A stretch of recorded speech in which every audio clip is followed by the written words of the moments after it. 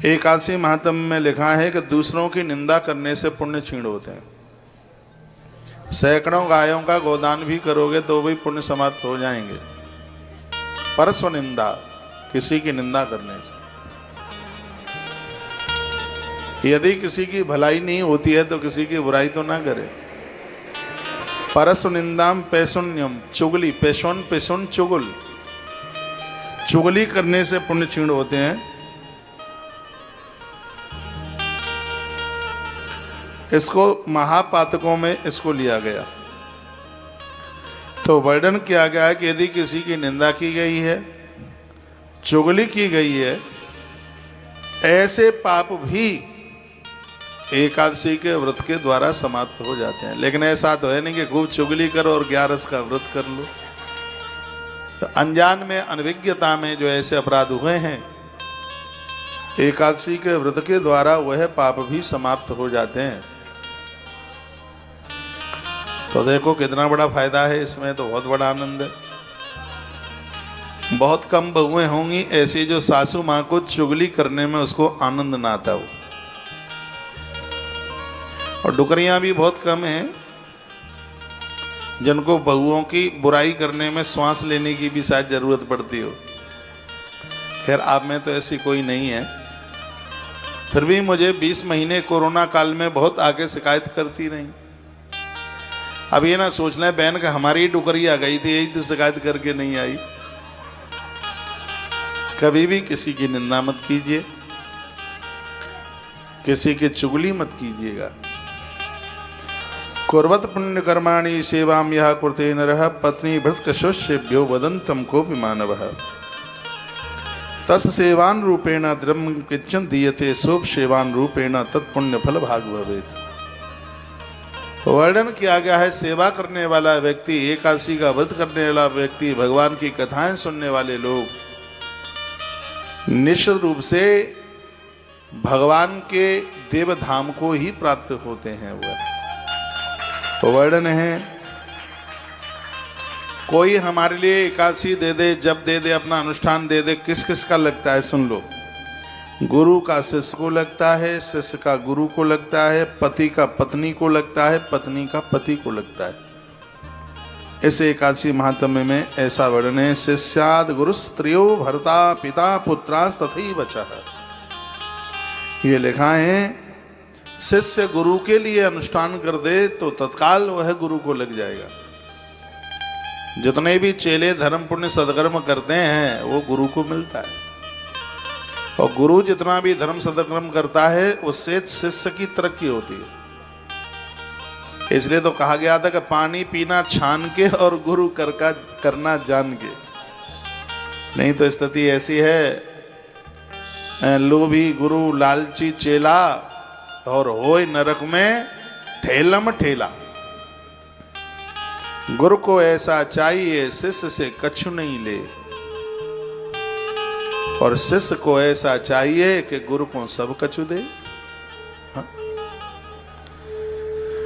तो शिष्य का किया गया सदकर्म गुरु को, गुरु का किया गया शिष्य को, पत्नी का किया गया सदकर्म पति को, और पति को किया गया सदकर्म पत्नी को लगता ही है।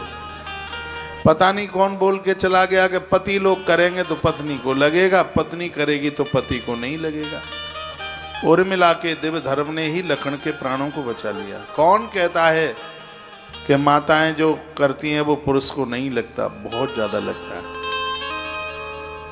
आपका किया गया धर्म सदकर्म, अभी हम रुक्मिणी मंगल में बोल रहे थे, विवाह से पूर्व बेटियां जितना भी कुछ करती हैं वह सब उसके घर और वर को लगता है।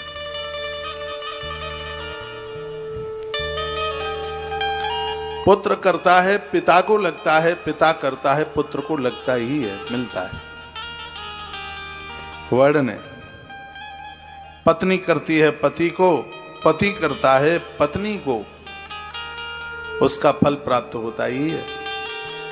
तो ये बात इसलिए कही गई है, मान लिया जाए पत्नी एकादशी का व्रत करती है, कभी वह ज्वर से कंपित है, उसको कोई दिक्कत है, परेशानी है, नारी के महीने के कुछ दिन हैं वह पूजा पाठ नहीं कर पाती। ऐसी स्थिति में यदि पति कर लेता है, पुत्र कर लेता है, सासू माँ कर लेती है, तो उसका पूरा का पूरा फल उस नारी को प्राप्त हो ही जाता है जिसकी एकादशी आज किसी कारणवश वो नहीं कर पा रही। ये बड़ी अच्छी बात कही है, बहुत सुंदर बात, ये मुझे बहुत अच्छी लगी। दवाई लेनी पड़ती है, बात अलग है, लेकिन ऐसा नहीं जी तुम ही आज हमारी एकादशी कर लो ना, हमने तो बहुत दिन से रोटी नहीं खाई, तो आज तो हमें 4 फुल्का खींचनी ही है, तो कुछ नहीं मिलेगा। कोई ऐसी परिस्थिति में व्रत को बचाने के लिए, वैसे तो बड़ा सुंदर वर्णन है कि ऋतुकाल में नारी का कोई भी पूजा पाठ धर्म कर्म छूटता है तो छूटने पर उसको किसी भी प्रकार का अपराध नहीं लगता, लेकिन उसमें शर्त यह है कि उसको अन्न नहीं खाना चाहिए। शर्त भी बताइए, देवताओं का पूजन ना करे, देवताओं को छुए नहीं, लेकिन वो अन्न ना खाए तो उसको पूरा व्रत का फल पुण्य मिल ही जाएगा। तो बड़ी सुंदर बात कही है, शिष्याद गुरु श्रियो भरता पिता पुस्त्रा तथैव च स्वपतेरपि पुण्यस्य योस दर्यापन्माप्नुयात्। ये कर लेते हैं तो उसका फल मिल ही जाता है। आइए कुछ 11 की बात मैं आपको निवेदन कर दूं। अगहन में प्रकट होती है एकादशी, कृष्ण पक्ष में 11 प्रकट हुई अगहन मास के कृष्ण पक्ष में, इसलिए उसको उत्पन्ना एकादशी के नाम से जाना गया। उत्पन्ना एकादशी। यहाँ बगल में गोकुल है, पास में ही है। यहाँ के बहुत बड़े राजा थे जिनका नाम था वहीखानस। बड़े अच्छे राजा थे, गोविंद के भक्त थे, कृष्ण के भक्त थे। वह कृष्ण भगवान ने कथा दुष्टर को भी सुनाई है। एक दिन की बात थी, उनको स्वप्न में उनके पिताजी रोते हुए दिखे। स्वप्न में पिता कह रहे थे, बेटा मैं बहुत ज्यादा दुखी हूं, मैं कष्ट में हूं, मैं यमराज के नरक में पड़ा हूं, अब मुझसे कष्ट सहन होता नहीं है। तो उस बच्चे ने पूछा, पिताजी वहां यमराज ने बताया तो होगा कि तुम्हें कष्ट क्यों है? मैंने तो सुना है कि तुम मंदिर बनवा के गए थे। हाँ बेटा मैंने मंदिर बनवाए थे। हमने सुना है कि आपने राजमार्ग बनवाए थे, पेड़ लगवाए थे, आपने कन्याओं का, अनाथ कन्याओं का विवाह किया था। तो उस मृत पिता ने कहा था, हाँ बेटा ये सब कुछ मैंने किया था, ये सब मैंने किया था, उसी के तो परिणाम में बेटा तूने हमारे घर में जन्म लिया, तू इतना अच्छा पुत्र बन के आया। तो पिताजी फिर ऐसी गलती क्या हुई कि तुम्हें नरक मिला? रो पड़े पिता। कहा, पुत्र वहीखानस मेरा खाता धर्म चित्रगुप्त जी ने खोला, मेरा आदर हुआ था, ऐसी बात नहीं मेरा आदर न हुआ हो, मेरा मान हुआ था। कहा गया था कि मंदिर बनवाने वाले लोग, बगीचे बनवाने वाले लोग, राजमार्ग बनवाने लोग भगवान को बड़े प्रिय होते हैं। बार बार मुझे कहा जा रहा था कि स्वर्ग भेजो, कोई कहता है नरक भेजो, फिर कहा गया कि स्वर्ग भेजो, फिर कहा नरक भेजो। आखिर में निर्णय यह लिया गया कि मुझे नरक भेजने को कहा। तो मैंने उनसे पूछा कि एक बार मेरी गलती तो आप बता दीजिए, मैंने तो सालराम भगवान पर तुलसी पत्र चढ़ाई है, मैंने बहुत गंगा स्नान किया, फिर मुझे नरक क्यों भेजा जा रहा है? तब निर्णय पास हुआ और यह कहा गया कि मैंने एकादशी के दिन अन्न खाया था, मैंने एकादशी के दिन चावल खाए थे, मैंने एकादशी के दिन स्त्री से संपर्क किया था, मैंने एकादशी के दिन, 11 के दिन मैंने व्रत नहीं किया, और उसका परिणाम बेटा यह निकला कि मैंने जो भी धर्म सत्कर्म किए थे उनको दरकिनार कर दिया गया और मुझे नरक में फेंक दिया गया है, और मैं बहुत कष्ट में हूँ, मैं बहुत तकलीफ में हूँ। एक दिन धर्मराज आए थे यहाँ सबको देखने के लिए, मैंने यमराज के पांव पकड़ लिए, मैंने रो रो करके उनसे कहा था कि मुझे कोई मुक्ति का साधन तो बता दो।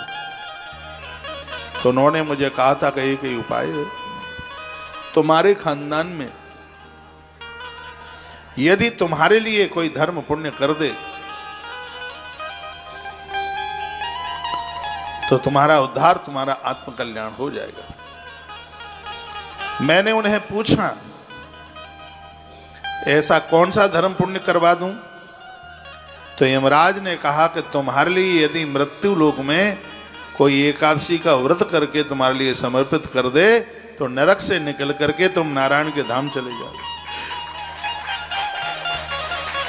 और वह चाहते भी थे कि मैं नरक में न रहूं, क्योंकि गलती तो मेरी थोड़ी सी थी और मैंने पुण्य बहुत ज्यादा किए थे। ये स्वप्न में एक मृत पिता अपने पुत्र को बोल रहा था। यही गोकुल है ब्रज में, यहीं का अधिपति था वैखानस। रात निकली, प्रातः हुआ। सब लोगों से वो अपनी बात कह रहा था। लोगों ने कहा राजा पागल हो गया। राजा बड़ा परेशान था और वह वन में पहुंचा, जंगल में पहुंचा। उसको एक महात्मा मिल गए, जिस ऋषि का नाम था महात्मा पर्वत मुनि। नदी के किनारे बैठे थे, उनके चरण पकड़ लिए। वैखानस राजा ने कहा, गुरुदेव आप ही मेरा समाधान करें। स्वप्न में मेरे पिता ने मुझे दर्शन दिया। एकादशी को वो अन्न खाते थे। उन्होंने जितने भी धर्म सत्कर्म पुण्य किए उनका कोई फल उन्हें नहीं मिला। सीधी सी बात है, कोई व्यक्ति 1000 काम कर दे इस राष्ट्र के लिए, अच्छे अच्छे काम कर दे, 1000 कर दे, गिन के 1000 कर दे, लेकिन एक कोई जबरदस्त गलती कर दे तो भारत सरकार ये थोड़े ही सोचेगी कि अरे इसने 1000 काम अच्छे कर दिए हैं, अब इसको दंड ना दो, इसको माफ कर दो। ऐसा नहीं होता। एक गलती होने पर हमारे 1000 किए गए अच्छे कामों को दरकिनार कर दिया जाता है और उस एक गलती का दंड मिलता ही है। तो इन्होंने रो रो करके कहा कि एक गलती की वजह से मेरे पिता नरक में दंड भोग रहे हैं। 1000 अच्छा किया है, उसका सुख उन्हें नहीं मिल पा रहा है। पिता ने मुझे कहा है स्वप्न में कि यमराज ने कहा है कि तुम्हारे खानदान में कोई तुम्हें एकादशी दे दे तो तुम मुक्त हो जाओगे। गुरुदेव मैं तुम्हारे पास चल के आया हूं, मैं तो एकादशी के बारे में कुछ जानता नहीं हूं। आप मुझे बता दें मैं क्या करूं जिससे मेरे पिता मुक्त हो जाए। महात्मा पर्वत ने कहा कि तुम यहीं रहो। 4 दिन के बाद में अगहन शुक्ल पक्ष की मोक्षदा एकादशी आने वाली है। यहीं रह करके तुम एकादशी का व्रत करना, द्वादशी को ब्राह्मण को भोजन कराना, और मैं विश्वास के साथ कहता हूं कि तुम्हारे पिता मुक्त हो जाएंगे। उसी आश्रम पर रह करके राजा वैखानस ने आज वाली एकादशी है जो शुक्ल पक्ष को आज आई है, यह वाली एकादशी करी। दूसरे दिन द्वादशी को ब्राह्मणों को जैसे ही भोजन कराया, विमान पर पिताजी फूल बरसा रहे थे। कहते हैं बेटा बेटा हमारा आशीर्वाद है तेरे लिए। नरक से स्वयं धर्मराज मुझे बाहर निकाल करके आए, नारायण ने दिव्य विमान भेजा है, और पुत्र मैं भगवान नारायण के धाम में जा रहा हूं इस मोक्षदा एकादशी के प्रभाव से। तो मैंने तो सेकंडों में आपको मोक्षदा एकादशी की कथा भी सुना दी। तो ऐसी आज यह मोक्षदा एकादशी है, और सबसे आनंद की बात यह है कि आज सर्वार्थ सिद्धि हो गया। और ऐसे कल सुबह 5 बज के कुछ मिनट तक है, ये मैंने वीडियो में डाला है, एकादशी की वीडियो डली है, उसको आप सुन लीजिएगा। तो यह एकादशी आपको अनंत फलदायी है, बहुत ज़्यादा। जो आपके ये उद्यापन हुए हैं ना, बहुत बड़ी महिमा बढ़ गई इसकी। आज सर्वार्थ सिद्धि योग, आज के दिन जो भी कुछ कर लोगे वो सिद्ध हो जाएगा। गीता पाठ कर लो, माला जप लो, दान पुण्य कर लो, जो भी कुछ कर लो। किसी से लड़ोगे तो दंड भी वज्र की तरह है, फिर हाँ लड़ना मत, झगड़ना मत। बहुत बहुत मंगलमय शुभकामनाएं। आप इधर आ जाएं, आओ इधर व्यवस्था करवाओ बैठने की। आ जाओ, इधर कुर्सियां हैं खाली कुछ, आ जाइए अंदर आ जाइए। एक आध कुर्सी और लगवाए, आ जाओ इधर।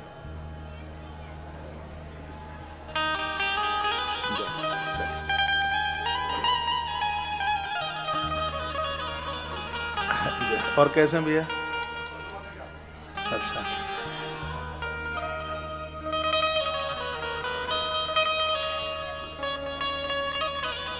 तो ऐसी मोक्षदा एकादशी को हो और हम एकादशी महात्म की कथा सुन रहे हैं, तो क्या भगवान की कृपा नहीं है? बहुत बड़ी कृपा है। एक बात का मैं आपको आग्रह पूर्वक निवेदन करूंगा, यदि आपको आपके शहर और गांव में द्वादशी के दिन ब्राह्मण की व्यवस्था हो जाती है, तो एकादशी के बाद द्वादशी को एक ब्राह्मण को भोजन जरूर कराएं। इसका फल यह है कि व्रत करते करते यदि कोई दुनिया छोड़ के चला जाए, उसका उद्यापन ना हो पावे, तो बिना उद्यापन किए भी एकादशी का उद्यापन मान लिया जाता है। इसलिए द्वादशी के दिन ब्राह्मण भोजन की इतनी बड़ी महिमा है। तुलसी वन आश्रम ने इसी के लिए एक बड़ी दिव्य सेवा इसीलिए चलाई कि ब्राह्मण की व्यवस्था हो नहीं पाती है, घर में ये सब चल नहीं पाता, तो तुलसी वन आश्रम हर द्वादशी को, हर अमावस्या को, हर पूर्णमासी को दिव्य भंडारा भक्तों की तरफ से एक छोटी सी सहयोग राशि लेकर, अमावस्या महीने में एक पड़ती है, पूर्णमासी एक पड़ती है, तो 2 ये हो गए और 2 हो गई द्वादशी। एक महीने में 4 भंडारा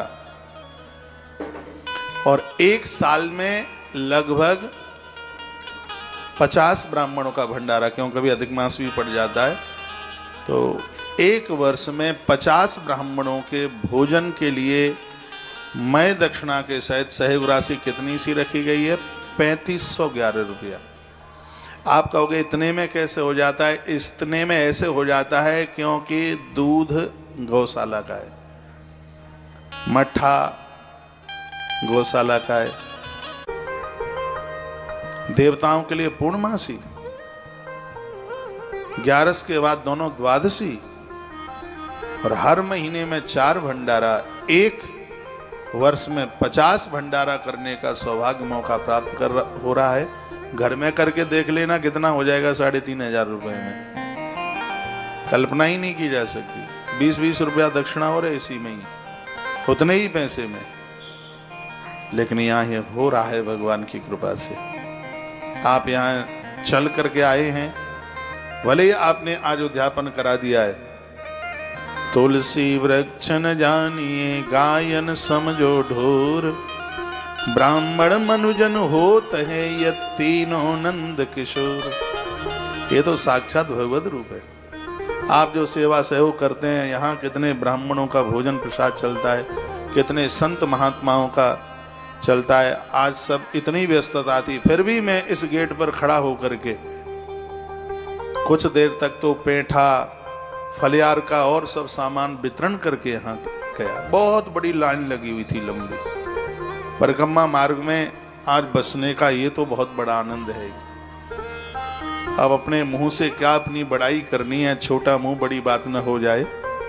अब तो सब बाहर निकल रहे हैं, लेकिन उस समय ऐसी स्थितियां, इस पोजीशन थी, सबको डर था कोरोना चल रहा है, मर के ऊपर ना चले जाएं। हमने तो कहा मरेंगे भी तो मौत भी हमारा श्रृंगार बन जाएगी।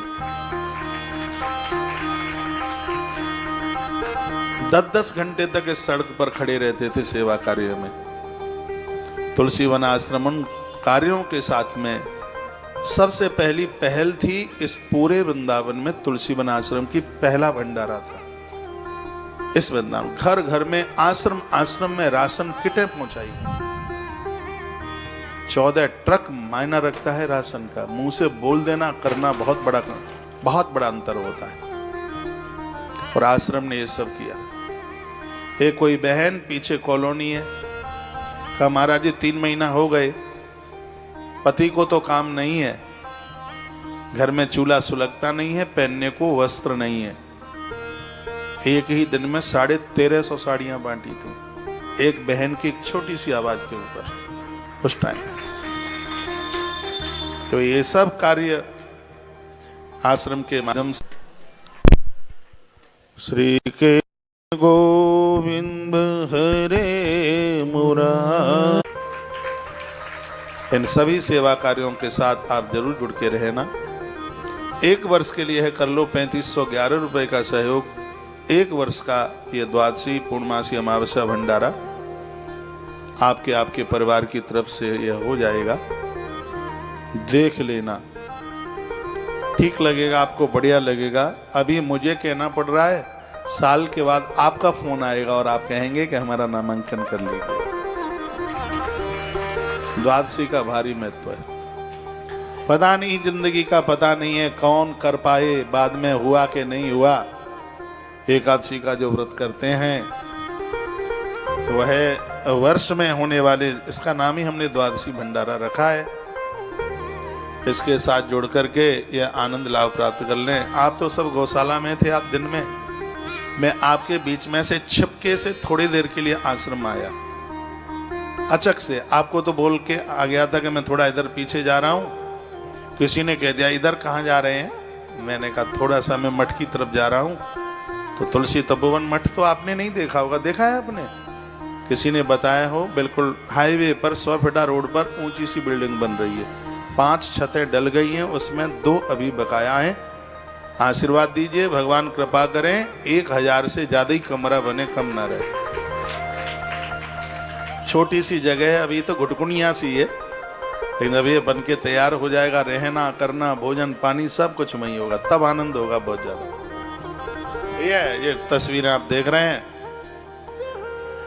तो यहाँ 1 बजे तक सत्संग टीवी पर कार्यक्रम चल रहा था, वो रोज ही चलता है। तो मैंने कहा आज एकादशी है, थोड़ी अपनी बात आप भक्तों के पास तक पहुंचा दूं। उधर मैंने देखा कि सब खाली हो रहा था भूसा गोदाम। मन माना नहीं, मैंने माइक लेकर के कहा भैया इस समय थोड़ी दिक्कत आ रही है, आपने मेरी बहुत बातें मानी है। 20 महीने से आप तो बहुत कंटिन्यू लगातार आप जुड़े हुए हैं, तो इतना और कर दीजिए कि इस समय भूसा इतना महंगा हो गया है। और जो भूसा हम 600 रुपया कुंटल ले रहे थे वो 1250 रुपया कुंटल हो गया। भूसा गोदाम बहुत बड़े बड़े हैं, लेकिन गौवंश बढ़ रहा है। तो इसमें आप 1 कुंटल 4 कुंटल 5 कुंटल 4 कुंटल का सहयोग में आज ही बोल के गया था यहाँ 5000 रुपया। और भक्तों ने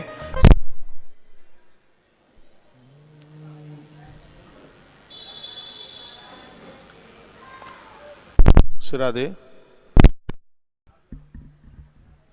श्रादे श्रादे श्रादे जय श्रादे बोलो बांके बिहारी लाल की जय, श्री हनुमान जी महाराज की जय जय श्राधे श्याम।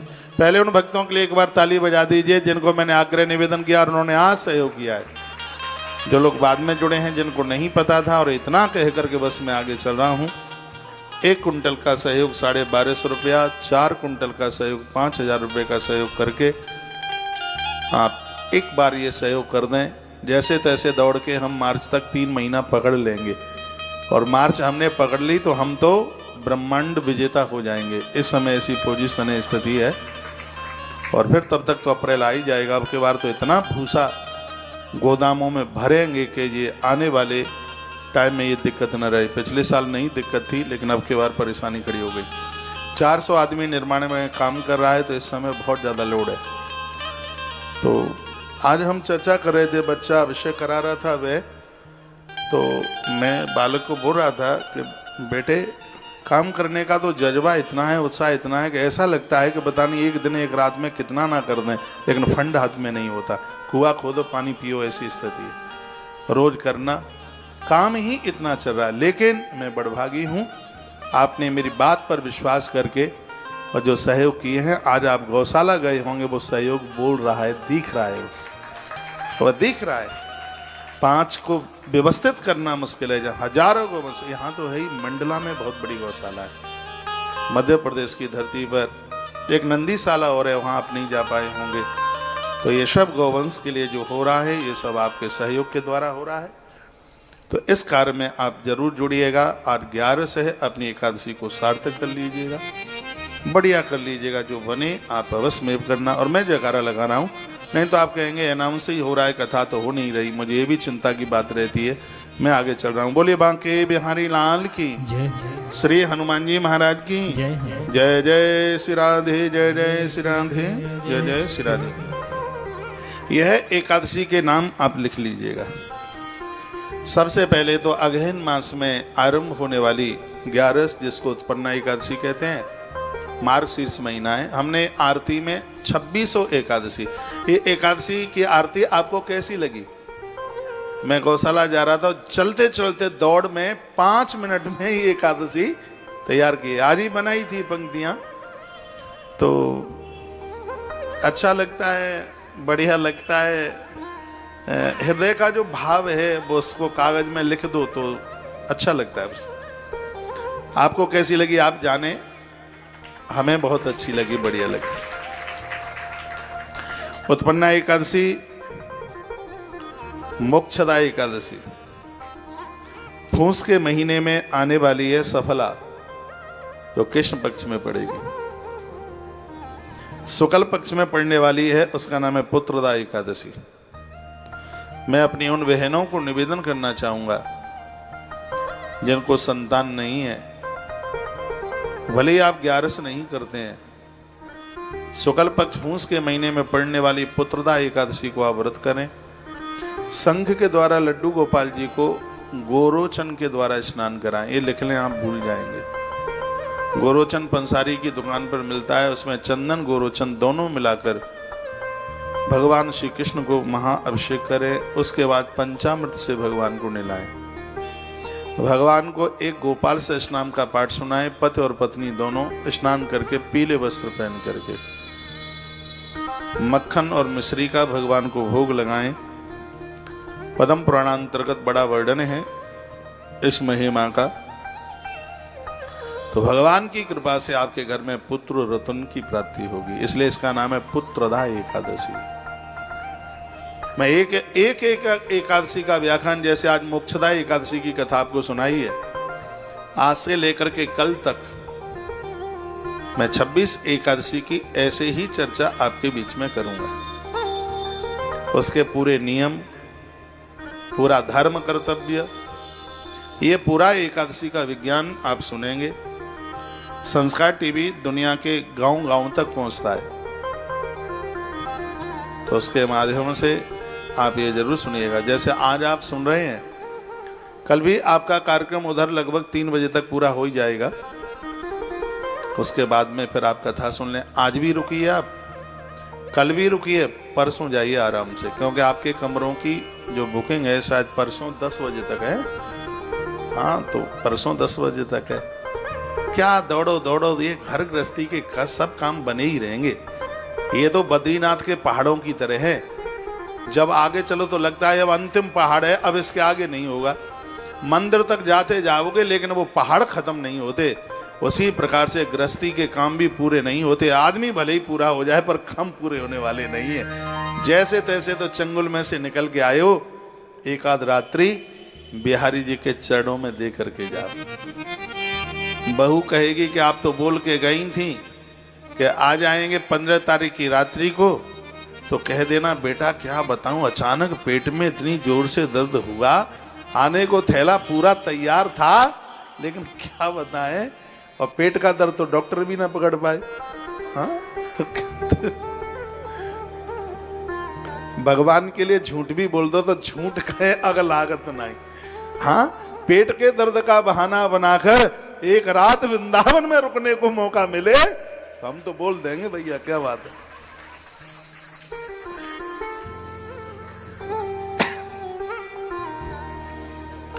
तो कौन सी एकादशी बोल दी मैंने? पुत्रदा एकादशी माघ मास में पड़ती है। माघ मास अद्भुत महीना है। माघ का महीना सट तिला है उसका नाम, जिसमें तिल की टिक्की खाने का बड़ा महत्व है और पेठा खाने की बड़ी महिमा है। मैं भी आपके बीच में से थोड़ा सा मुंह में पेठा डाल करके चला था वहां से। पेठा, यही आगरे वाला पेठा, अरे पूरा आगरा प्रसिद्ध कर दिया पेठे ने, कि पता नहीं आगरे ने पेठे को प्रसिद्ध कर दिया, वो जाने पेठे का नाम पूरी दुनिया में। जया एकादशी माघ में ही पड़ती है, विजया एकादशी फाल्गुन में, और आंवल एकादशी आंवले एकादशी, आंवले के पेड़ के नीचे बैठ करके कथा सुनी जाए तो 26 ग्यारस का पुण्य दे देती है, ऐसा नारद पुराण में लिखा है। अभी कुछ नारद पुराण की चर्चाएं, बातें मैं आपके बीच में करूंगा। उसके तत्पश्चात है पाप मोचनी एकादशी, चैत्र में पड़ती है, कृष्ण पक्ष में। और उसके बाद में कामदा एकादशी, ये भी चैत्र में। हमारे यहाँ एक गैया ने बछिया डाली थी, उसका हमने नाम कामदा ही रख दिया। वो ग्यारस जैसी लगती है, उसका मूड़ा भी एकादशी मैया ही जैसा है, कामदा। ये चैत्र के शुक्ल पक्ष में पड़ती है। बैसाख कृष्ण पक्ष में पड़ती है वरुथिनी एकादशी। बैसाख के शुक्ल पक्ष में है मोहिनी एकादशी। ज्येष्ठ में अचला और ज्येष्ठ शुक्ल पक्ष में निर्जला एकादशी। आषाढ़ मास में योगिनी और शुक्ल पक्ष में है देवशयनी एकादशी। श्रावण के कृष्ण पक्ष में है कामदा और श्रावण के शुक्ल पक्ष में पुत्रदा। एक वर्ष में 2 पुत्रदा पड़ती हैं, लेकिन पुत्र प्राप्ति के लिए सबसे बड़ी एकादशी फूंस के महीने की है।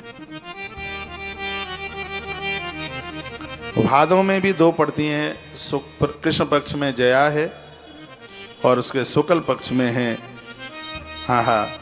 इसको पद्मा, विजया, इन नामों से जाना जाता है। आश्विनी क्वार के महीने में है इंदिरा और शुक्ल पक्ष में है पापंकुशा एकादशी। और कार्तिक के कृष्ण पक्ष में पड़ती है रंबा, कार्तिक के शुक्ल पक्ष में है हरि प्रबोधिनी एकादशी। इस प्रकार से फिर अधिक मास की 2 एकादशियां और हैं, पुरुषोत्तम मास की। एक इसमें बड़ा अद्भुत है ये एकादशी, परमा, पद्मा, ये एकादशी बड़ी अद्भुत एकादशी है।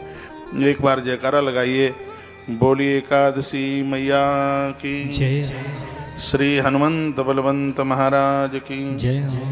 आज के आनंद की जय। जय जय श्री राधे, जय जय। चावल नहीं खाया जाता, ये तो आप सबको पता है। समा का चावल इसमें लिया जाता है, कोटू लेने का उसमें विधान है। सिंघाड़े की भी चीजें आप ले सकते हैं। कोई भी आप व्रत करते हैं उसमें फल और दूध की महिमा बहुत ज्यादा है। उस एकादशी की और ज्यादा महिमा बढ़ जाती है। कोई भी व्रत हो जिसमें नमक छोड़ दिया जावे, फलार वाला भी और वो भी, तो उस व्रत की महिमा बहुत गुना बढ़ जाती है।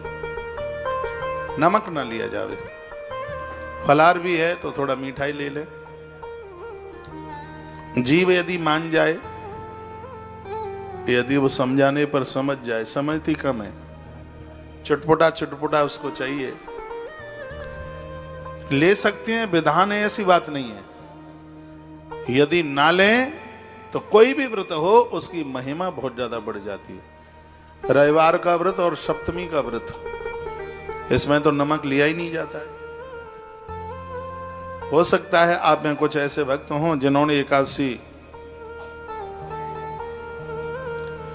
बिना राम रस, बिना नमक लिए की हो, ऐसा हो सकता है। लेकिन अब आपका उद्यापन हो रहा है, अब उद्यापन के बाद में अब एकादशी करो तो राम रस लेके करते रहिएगा, नमक लेके करते रहे। अब आपका उद्यापन हो गया है, आपने तो बहुत बड़ी जंग जीत ली अध्यात्म क्षेत्र की। बहुत बड़ा काम होता है उद्यापन ग्यारस का। ये तो भगवान कृपा करता है, तो ये उसकी कृपा से ही ये संभव है। बड़ा मुश्किल है, नहीं तो। आइए अब हम इस एकादशी के बारे में, कौन सी एकादशी करें, पहले दिन वाली या दूसरे दिन वाली, उसको बड़े विस्तार पूर्वक वर्णन किया गया है।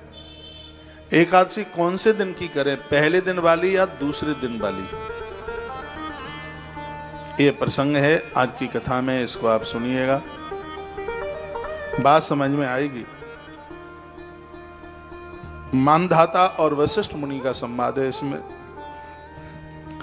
पांतवो जलद श्याम सारंगाघात कर्कसा कलोक मंडपस्तंभा चत्वारो हरिबाहवा।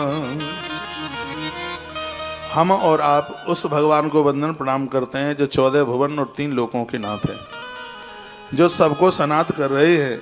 उनके चरणों में हमारा और आप सबका वंदन है। एक बार की बात ही, मानधाता राजा ने गुरुदेव वशिष्ठ को पूछा था, गुरुदेव बताइए ऐसी कौन सी अग्नि है जो सूखे और गीले को दोनों को जला देती है। ये प्रश्न किया था कि ऐसी कौन सी अग्नि है जो सूखे को और गीले को दोनों को जला करके राख कर देती है। सुनिए।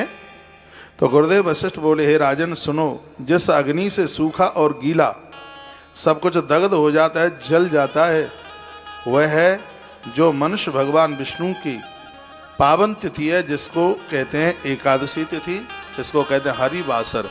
हरिवासर यानी यह दिन स्वयं नारायण का दिन है। भगवान को इस दिन से मलूक कोई दिन नहीं लगता। इसी ग्रंथ में वर्णन है कि जिस दिन जिस घर में एक भी कोई व्यक्ति एकादशी का व्रत करता है तो भगवान वैकुंठ लोक से एक रूप से उस व्यक्ति के घर में आकर के वास करते हैं, जिस घर में कोई भी एकादशी का व्रत कर रहा हो। ये गुरुदेव वशिष्ठ बता रहे हैं। गुरुदेव वशिष्ठ ने कहा, राजन मानधाता, जो एकादशी को उपवास करता है, भगवान नारायण की पूजा करता है, तो गीला और सूखे का मतलब गैया को निकल जाने दो। जय हो मां। गोपाल, मेहमान आया है, अपने आप ले जाओ।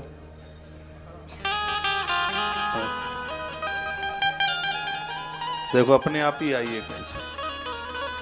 दिखाओ इधर, लाओ, इसके सींग अच्छे लग रहे हैं। एकादशी के दिन आई है, देखा भाई कितने हिम्मत से आई है, बिल्कुल अंदर तक आ गई है?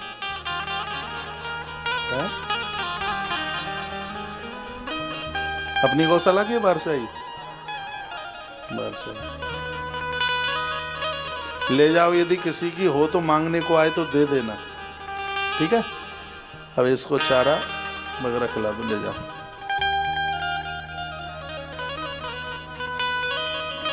बोलो बांके बिहारी लाल की जय, श्री हनुमान जी महाराज की जय, जय जय श्री राधे, जय जय श्री राधे, जय जय श्री राधे। देखिए, एक बात मैंने अभी आपको बोली थी कथा के आरंभ में, शायद आपको ध्यान हो, कुछ नए श्रोता और तब से आए हैं। कृष्ण भगवान को, ये वशिष्ठ मुनि बोले हैं मानधाता से, कृष्ण भगवान को एक बार प्रणाम करने से 10 अश्वमेध यज्ञ करने का फल प्राप्त होता है। एक बार प्रणाम करने से। गुरुदेव वशिष्ठ कहते हैं, हे राजन, एकादशी का व्रत करने से 1 करोड़ बार भगवान श्री कृष्ण को प्रणाम करने का पुण्य प्राप्त होता है। यह एकादशी की महिमा है, जो इस जन्म के और बीते हुए जन्म के पापों को जला करके एकादशी खत्म कर देती है। 11 के दिन यदि कोई व्यक्ति आंवले का चूर्ण पीली मिट्टी में मिलाकर अपनी देह से लेपन करके स्नान करता है तो उसकी महिमा है कि गंगा स्नान से बढ़कर उसको फल मिलता है, गया जी में पिंडदान करने से ज़्यादा फल मिलता है, काशी में मरने से ज़्यादा फल उसको प्राप्त मिलता है, ऐसा वर्णन किया गया है। और वर्णन किया गया कि पुष्कर में कार्तिक स्नान करने से ज़्यादा फल मिलता है। कुरुक्षेत्र में पहुंच करके कुरुक्षेत्र में कथा सुनने की भारी महिमा है, ऐसा नारद पुराण के अंतर्गत लिखा है। तो कुरुक्षेत्र में सत्संग करने से, नर्मदा के किनारे भगवान महादेव के शिवलिंग बनाकर विसर्जन करने से, यमुना मैया में बहन भाई के यम द्वितीया स्नान करने से जितना फल प्राप्त होता है, एकादशी के दिन व्रत करने से इन सब चीजों से ज्यादा फल की प्राप्ति हो जाती है। ताली बजाना मत, क्योंकि आज एकादशी है, पता नहीं बजाते नहीं होंगे। तो एकादशी की यह इतनी बड़ी महिमा है। काशी, पुष्कर, गया, गंगा, यमुना, चंद्रभागा नदी, इन सब से भी बढ़कर के यदि कोई फल है, कोई पुण्य है, तो वह एकादशी का। एकादशी के दिन देव मंदिर की परिक्रमा की भारी महिमा है, तीर्थों की महिमा की भारी परिक्रमा, बहुत ज़्यादा महिमा है। 11 के दिन तुलसी दर्शन की महिमा बहुत ज़्यादा है। एकादशी के दिन स्वयं अन्न नहीं खाते, लेकिन एकादशी के दिन गैया को अन्न खिलाने की बहुत बड़ी महिमा है। अन्न रोटी के ऊपर गुड़ रखकर गौ माता को खिलाने की बहुत बड़ी महिमा है। यह व्रत इसीलिए किया जाता है कि जिस दिन आपका अन्न छूट रहा है वह अन्न गरीबों के काम आ जाए, गौ माता के काम आ जाए उस दिन का अन्न। इसलिए बड़ा सुंदर सा विधान बना दिया गया है व्रत करने का। बहुत अच्छी बातें कही गई हैं। वर्णन किया गया है कि जिस घर में पति और पत्नी दोनों यदि व्रत करते हैं तो पत्नी के परिवार के और उसके ससुराल के 10 पीढ़ियां, 10 पीढ़ी पियर पक्ष की और 10 पीढ़ी ससुराल पक्ष की उद्धार को प्राप्त हो जाती हैं। जो पुरुष एकादशी का व्रत करता है उसके लिए 30 पीढ़ी, 10 पीढ़ी अपने यहाँ की, 10 पीढ़ी पत्नी के यहाँ की और 10 पीढ़ी मामा के यहाँ की। इस प्रकार से 30 पीढ़ियों का उद्धार इस प्रकार से होता है। आनंद हो गया, कमाल हो गया। और पति और पत्नी दोनों 11 का व्रत करते हैं तो उस एकादशी की महिमा अपने आप में बहुत ज़्यादा बढ़ जाती है। ऐसा गुरुदेव वशिष्ठ राजा मानधाता को बता रहे हैं। गुरुदेव वशिष्ठ एकादशी का व्रत करते हैं। देवर्षि नारद जी एकादशी का व्रत करते हैं। पार्वती मैया और भोलेनाथ एकादशी का व्रत करते हैं। विधाता ब्रह्मा और माता सावित्री एकादशी का व्रत करते हैं। भगवान श्री कृष्ण, माता रुक्मिणी, सत्यभामा ये भी एकादशी का व्रत करते हैं। अब आप विचार करें कि 11 की कितनी बड़ी महिमा। अनादिकाल से, आज से नहीं है, अनादिकाल से व्रतों में सबसे श्रेष्ठ यदि कोई व्रत है तो है 11 का एकादशी का व्रत है। तो मैं पुरुष वर्ग को आग्रह पूर्वक निवेदन करना चाहूंगा कि आप गृहिणी को संग दीजिए, साथ दीजिए। कुछ समय के लिए आप भी एकादशी का व्रत करें तो उस व्रत की और महिमा अपने आप में ज़्यादा बढ़ जाती है। 6:50 हो रही हैं।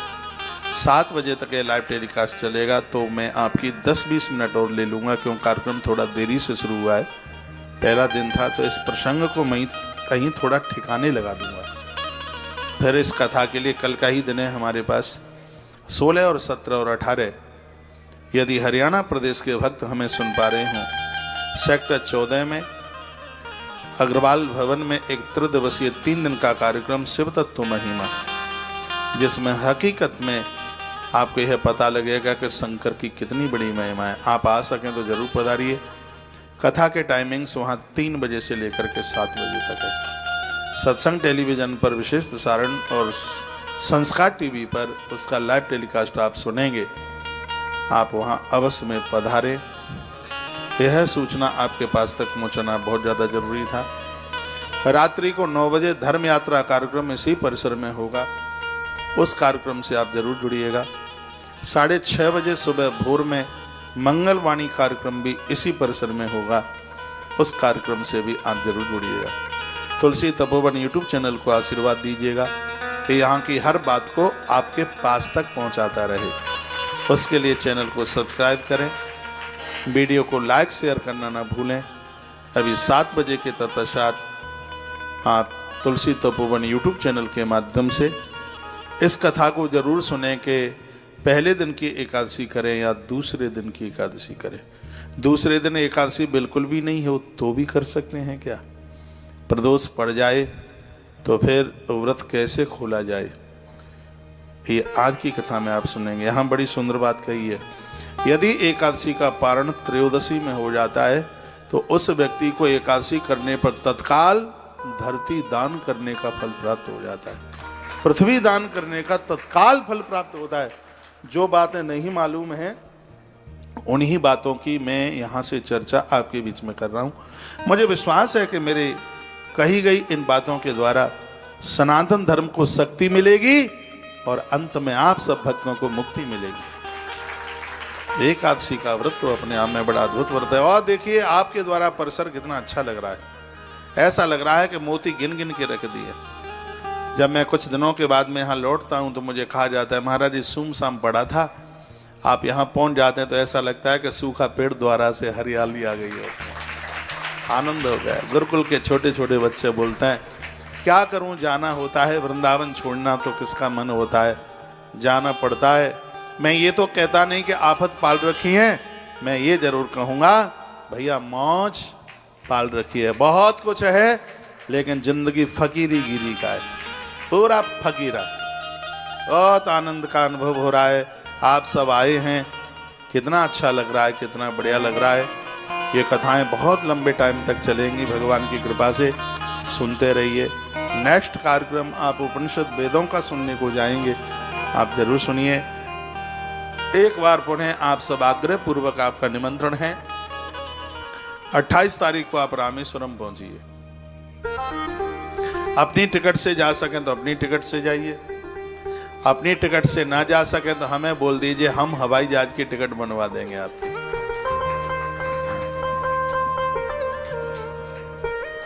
पीछे मेरी माँ कितनी खुश हो रही है। ओ देखो, सफेद शॉल ओढ़े, चश्मा लगाए हुए। आपके साथ तो वहां बहुत अच्छा लगेगा, बहुत बढ़िया लगेगा।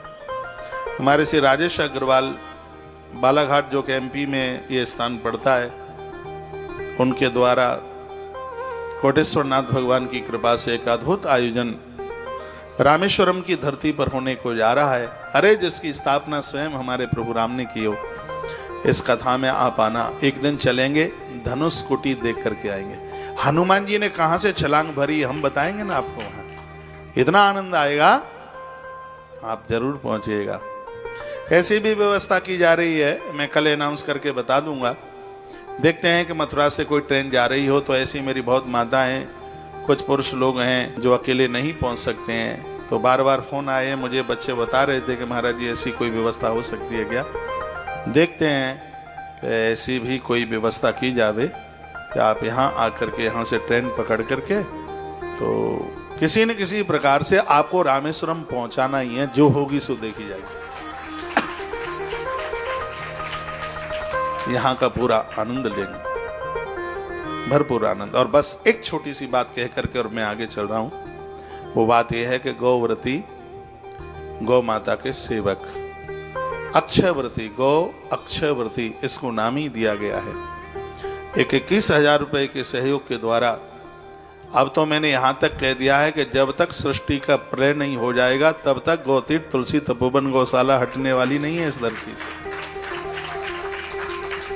और अनादि काल तक यह गौ सेवा आपकी 21,000 रुपए में एक सवा सेर चारा गौ माता के पेट में पहुंचता रहेगा। तो उसके लिए आप किसी न किसी प्रकार से अपने घर से खर्चों में से थोड़ी थोड़ी कटौती करके, थोड़ा थोड़ा इकट्ठा करके 21,000 रुपए का सहयोग करके इस गौवंश को ताकत दीजिए, जिस तुलसीवन आश्रम के पवित्र बैनर के नीचे आने वाले समय में लाखों लाखों गौवंश को बचाया जाए। गौ माता की सेवा की जाए।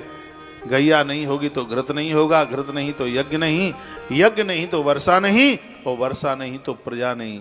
पूरी सृष्टि को चलाने के लिए गौ माता है। गौ माँ की सेवा होती रहती, ऑक्सीजन की कमी नहीं आती, यज्ञ चलते रहते होते। पुरातन संस्कृति को देखिए, ये सब होता था, आज नहीं हो पा रहा है, इसलिए दिक्कतें हो रही हैं। आश्रम के नंबर चालू हैं, आपको भी खुशी होगी। मोक्षदायी एकादशी को हम भी तुलसी तपोवन गौशाला के आजीवन सदस्य अक्षयव्रती सेवा के बने हैं। आप उसको किस्तों में या एक साथ जमा करके सौभाग्य प्राप्त कर लें, ये मौका प्राप्त कर लें। बहुत सुंदर तुलसी तपोवन मठ बन रहा है। कल इधर से जाएं तब या उधर से आएं तब एक बार यहाँ भी अपने चरण डालिए। आप भक्त हैं, आपके पांव, आपके चरण गिरने से यहाँ की मंजिलें बढ़ती जाएंगी ऊपर। आप देखिए कितने सुंदर सुंदर वहाँ कच्छ कमरे बन रहे हैं। तो इन सेवा कार्यों के साथ में आप जुड़ते हुए ये सौभाग्य के आप धनी बनिएगा। इस गौ अक्षयव्रती सेवा के साथ जुड़ करके इसको एक ताकत दीजिएगा।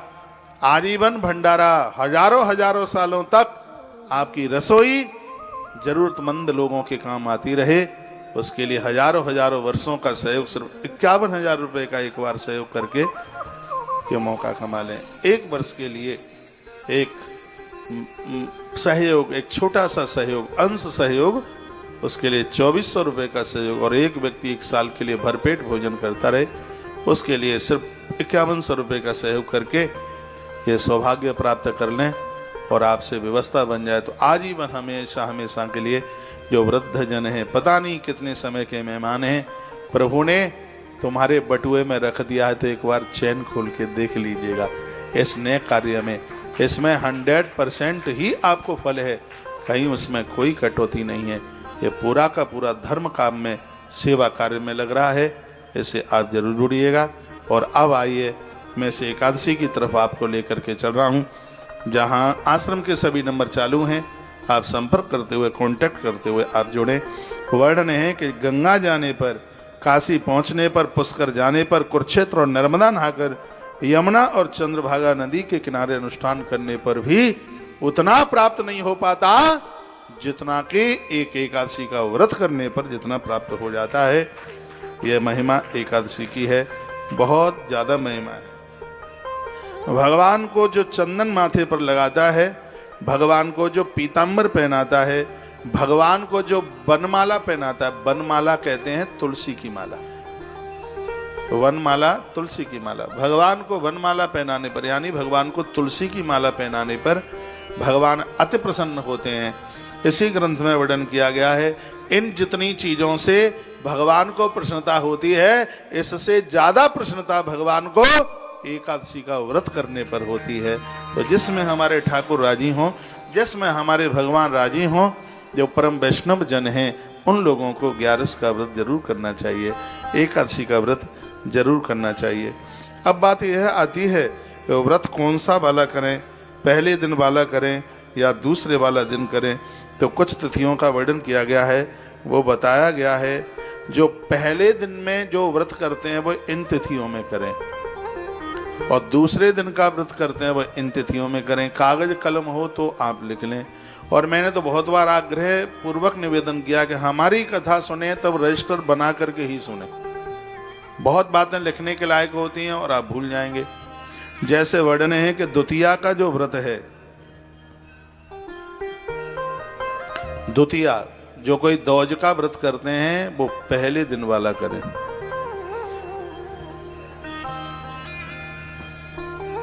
बोलो भक्त वत्सल भगवान की। अष्टमी वाला व्रत है पहले दिन वाला, मुझे भी बाद में ध्यान नहीं रहेगा। जो कोई षष्टमी का व्रत करते हैं वो पहली वाली तिथि।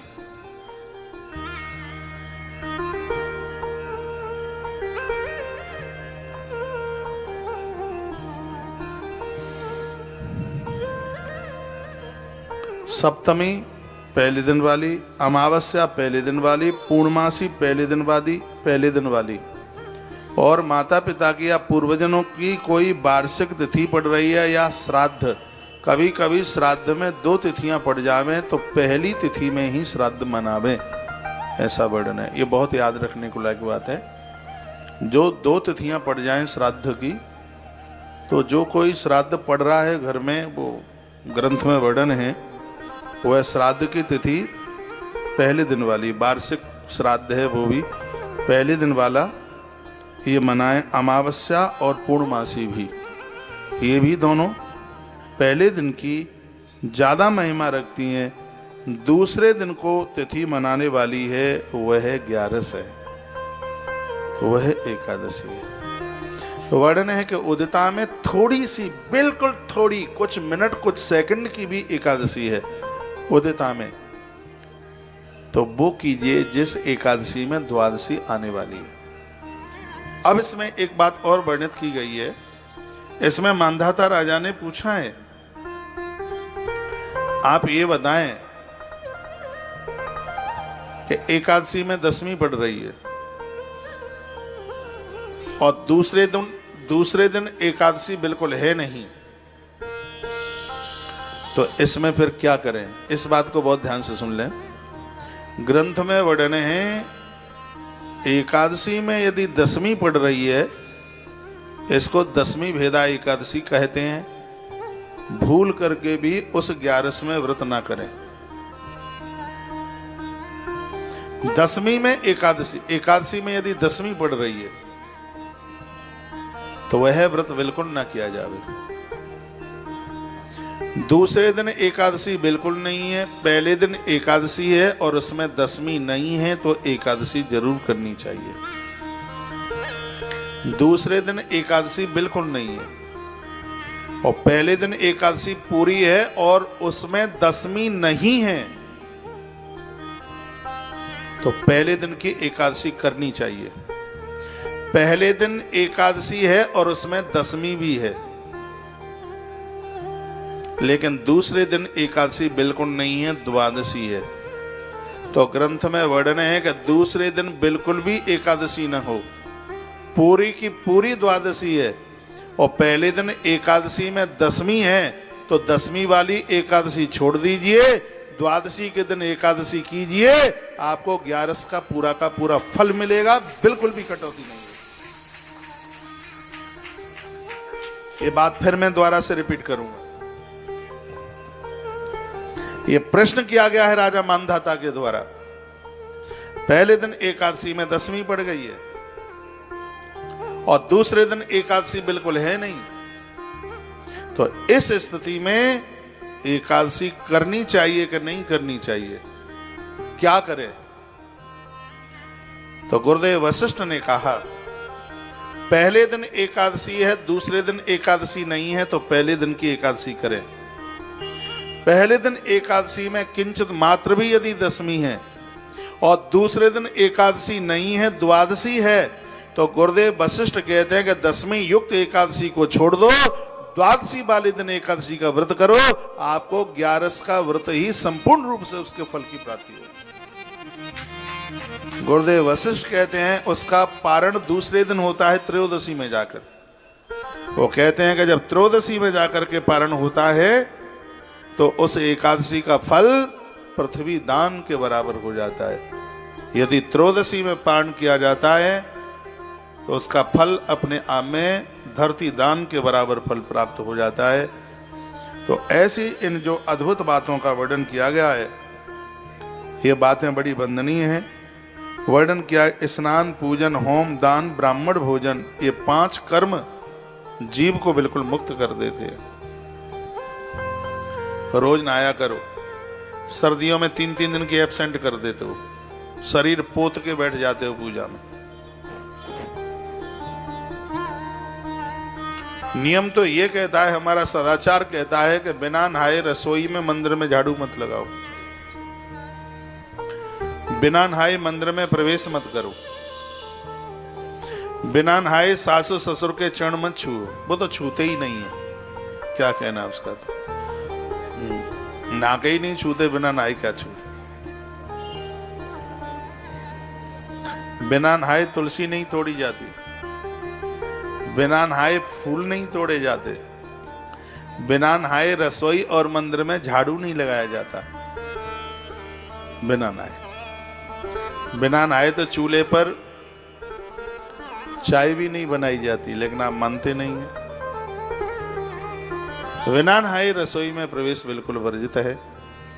वर्णन किया कि स्नान, पूजन, यज्ञ, दान और ब्राह्मण भोजन, ये 5 कर्म हैं।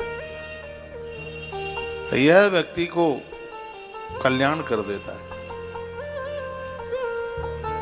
स्नान नित्य करो, भगवान की पूजा नित्य करो, इसे न छोड़ो। स्नान, पूजन, हवन, दान, ये द्वादशी के दिन होते ही होते हैं। क्या सुंदर बात कही, आपने एकादशी करी, इसमें वर्णन है आपने 11 करी, द्वादशी के दिन यदि इतना काम न किया तो 11 का फल नहीं मिलता व्रत करने का।